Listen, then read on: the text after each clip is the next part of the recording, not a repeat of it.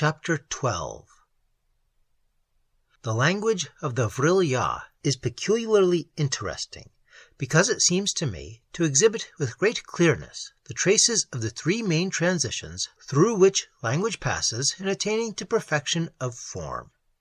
One of the most illustrious of recent philologists, Max Muller, in arguing for the analogy between the strata of language and the strata of the earth, lays down this absolute dogma. No language can, by any possibility, be inflectional without having passed through the agglutinative and isolating stratum. No language can be agglutinative without clinging with its roots to the underlying stratum of isolation.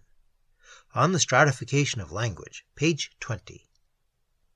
Taking then the Chinese language as the best existing type of the original isolating stratum, as the faithful photograph of man in his leading strings, trying the muscles of his mind, groping his way, and so delighted with his first successful grasps that he repeats them again and again. Max Muller, page 3. We have, in the language of the Vril-ya, still clinging with its roots to the underlying stratum, the evidences of the original isolation. It abounds in monosyllables, which are the foundations of the language.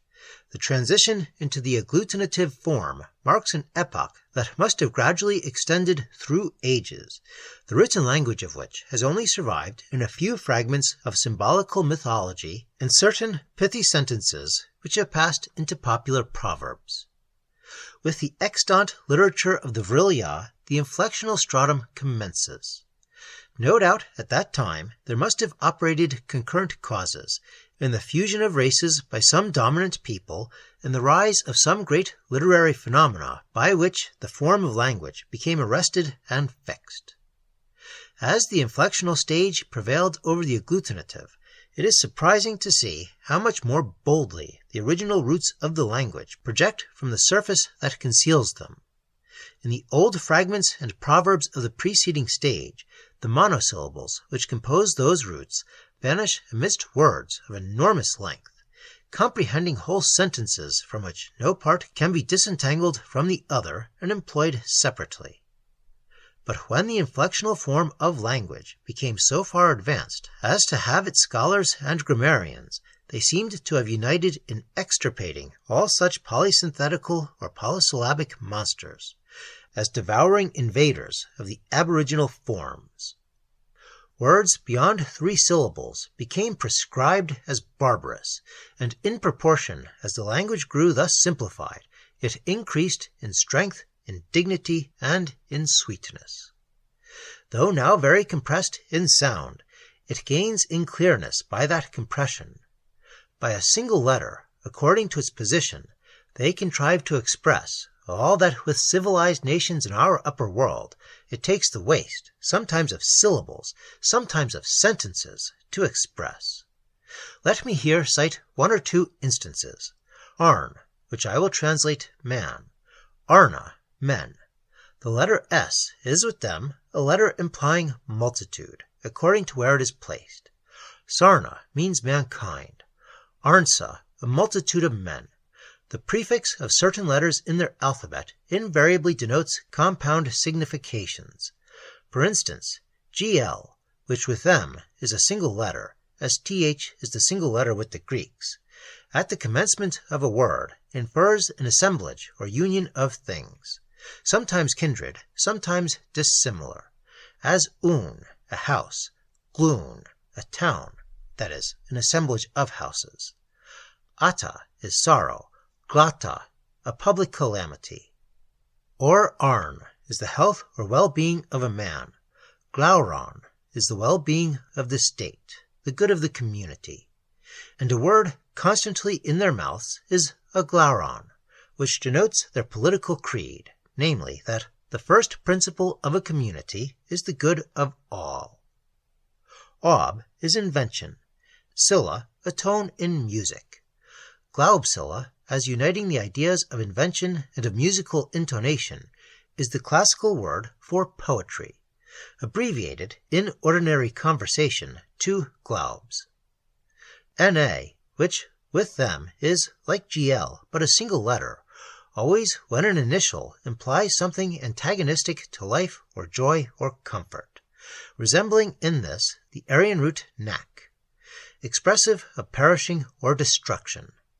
Nax is darkness, gnarl, death, naria, sin or evil, naz, an uttermost condition of sin and evil, corruption. In writing, they deem it irreverent to express the Supreme Being by any special name. He is symbolized by what may be termed the hieroglyph of a pyramid. In prayer, they address him by a name which they deem too sacred to confide to a stranger, and I know it not. In conversation, they generally use a periphrastic epithet, such as the all-good. The letter V, symbolical of the inverted pyramid, where it is an initial, nearly always denotes excellence of power. As vril, of which I have said so much, Vid, an immortal spirit, Vidya, immortality. Coombe, pronounced like the Welsh coombe, denotes something of hollowness. Coombe itself is a cave, Coomin, a hole, Zicoombe, a valley, Coomzi, vacancy or void, Bodcoombe, ignorance, literally knowledge void. Coombe Posh is their name for the government of the many, or the ascendancy of the most ignorant or hollow. Posh is an almost untranslatable idiom, implying, as the reader will see later, contempt. The closest rendering I can give it is our slang term bosh, and this Coombe Posh may be loosely rendered hollow bosh. But when democracy, or Coombe Posh, degenerates from popular ignorance into that popular passion or ferocity which precedes its decease, as, to cite illustrations from the upper world, during the French Reign of Terror, or for the 50 years of the Roman Republic preceding the ascendancy of Augustus, their name for that state of things is glek-naz. Ek is strife, glek, the universal strife. Naz, as I before said, is corruption or rot. Thus glek-naz may be construed the universal strife-rot. Their compounds are very expressive, thus bod being knowledge, and tu, a particle that implies the action of cautiously approaching. Tu-bod is their word for philosophy. Pa is a contemptuous exclamation, analogous to our idiom stuff and nonsense.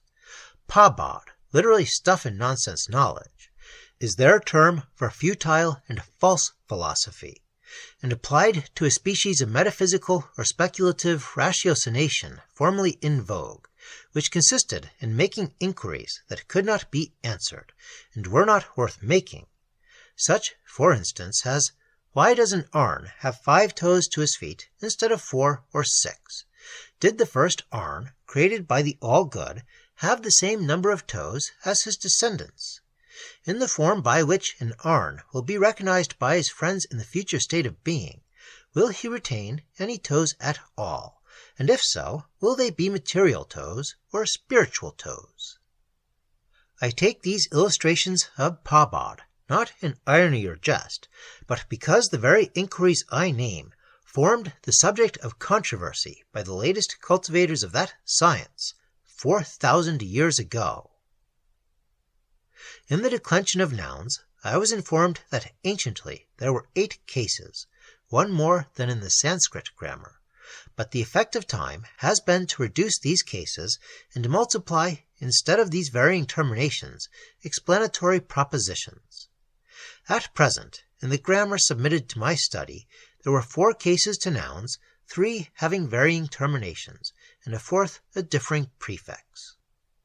Singular nominative arn, man. Plural nominative arna, men. Singular dative arno, 2 man. Plural dative arnoi, 2 men. Singular accusative arnon, man. Plural accusative arnanda, men. Singular vocative hil-arn, O man. Plural vocative hil-arnanda, O men. In the elder inflectional literature, the dual form existed. It has long been obsolete. The genitive case with them is also obsolete. The dative supplies its place, They say the house to a man instead of the house of a man. When used, sometimes in poetry, the genitive in the termination is the same as the nominative. So is the ablative, the preposition that marks it being a prefix or suffix at option, and generally decided by ear according to the sound of the noun. It will be observed that the prefix hill marks the vocative case. It is always retained in addressing another, except in the most intimate domestic relations. Its omission would be considered rude. Just as in our forms of speech in addressing a king, it would have been deemed disrespectful to say king, and reverential to say O king.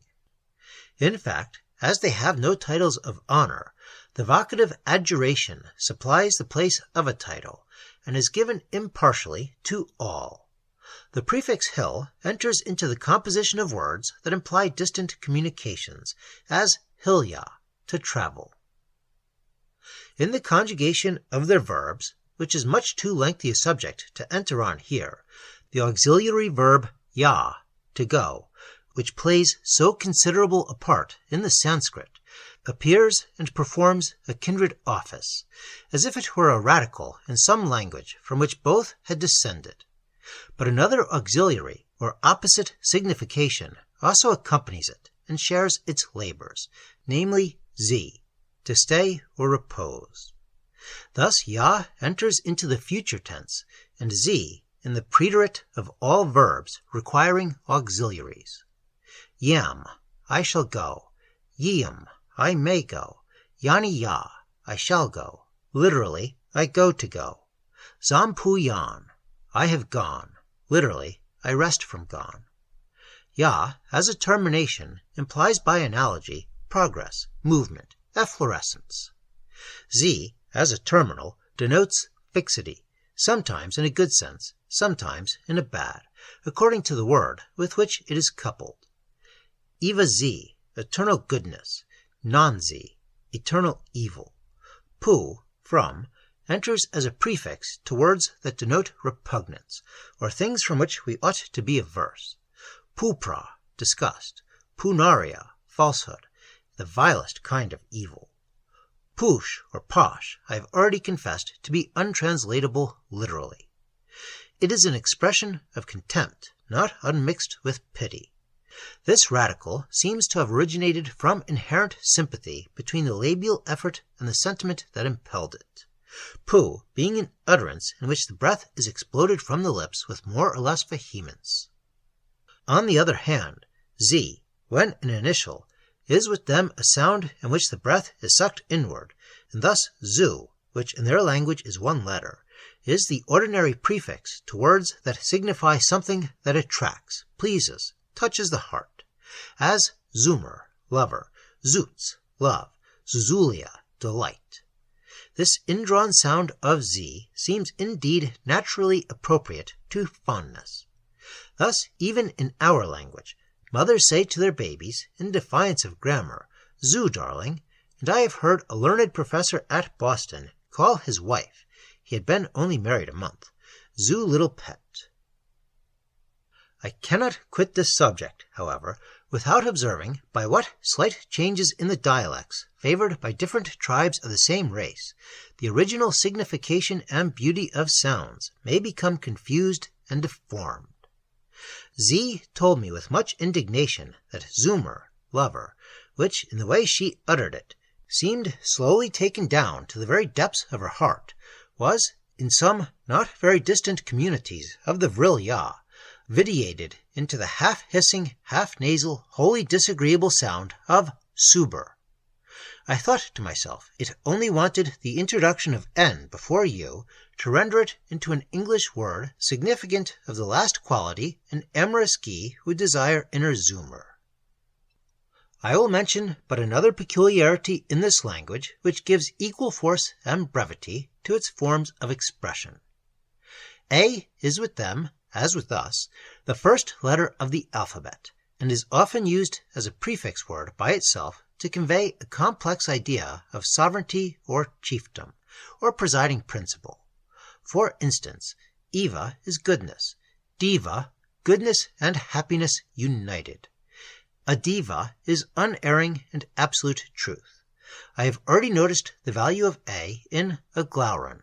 So in vril, to whose properties they trace the present state of civilization, avril denotes, as I have said, civilization itself. The philologist will have seen from the above how much the language of the Vril-ya is akin to the Aryan or Indo-Germanic, but like all languages, it contains words and forms in which transfers from very opposite sources of speech have been taken. The very title of Tur, to which they give their supreme magistrate, indicates theft from a tongue akin to the Turanian. They say themselves that this is a foreign word borrowed from a title which their historical records shown to have been borne by a chief of a nation with whom the ancestors of the Vril-ya were, in very remote periods, on friendly terms, but which has long become extinct, and they say that when, after the discovery of Vril, they remodeled their political institutions, they expressly adopted a title taken from an extinct race and a dead language for that of their chief magistrate, in order to avoid all titles for that office which they had previous associations. Should life be spared to me, I may collect into systematic form such knowledge as I acquired of this language during my sojourn amongst the Vril-ya. But what I have already said will perhaps suffice to show genuine philological students that a language which, preserving so many of the roots in the aboriginal form, and clearing from the immediate but transitory polysynthetical stage so many rude encumbrances, has attained to such a union of simplicity and compass in its final inflectional forms, must have been the gradual work of countless ages and many varieties of mind, and that it contains the evidence of fusion between congenial races, and necessitated, in arriving at the shape of which I have given examples, the continuous culture of a highly thoughtful people. That, nevertheless, the literature which belongs to this language is a literature of the past, that the present felicitous state of society at which the Arna have attained forbids the progressive cultivation of literature, especially in the two main divisions of fiction and history, I shall have occasion to show.